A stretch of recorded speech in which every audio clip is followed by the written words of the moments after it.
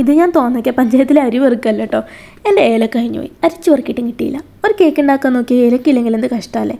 അപ്പോൾ എന്ത് ചെയ്തു, ആമ്പറ നേരെ ഫ്രണ്ട് എൻ്റെ അടുത്ത് പോയിട്ട് 2 ഏലക്ക വാങ്ങിച്ചിട്ട് വന്നു. അമ്മ പണ്ട് ഉണ്ടാക്കി തന്നുകൊണ്ടിരുന്ന ഒരു കേക്ക് ഉണ്ടാക്കാൻ കേട്ടോ ഞാൻ ട്രൈ ചെയ്തത്. എന്താ പറയണ്ടത്, ഈ വെട്ട് കേക്ക് എന്നൊക്കെ ഞങ്ങളുടെ നാട്ടിൽ പറയും, അതുപോലത്തെ ഒരു കുഞ്ഞു കേക്ക്.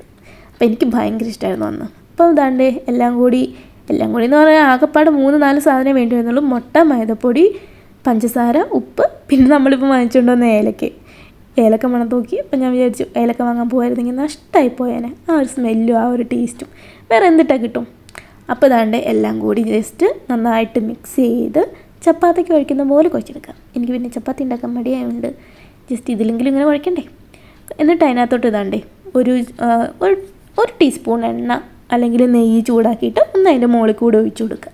എന്നിട്ട് ഇതാണ്ട് ഇതുപോലെ ഉരുണ്ടയാക്കിയെടുത്ത് ചപ്പാത്തിക്കോല് വെച്ചോ അല്ലെങ്കിൽ എന്തെങ്കിലും വെച്ചിട്ട് ജസ്റ്റ് ഒന്ന് പരത്തിയെടുത്ത് ഏതെങ്കിലുമൊക്കെ ഷേപ്പിൽ കട്ട് ചെയ്തെടുക്കുക.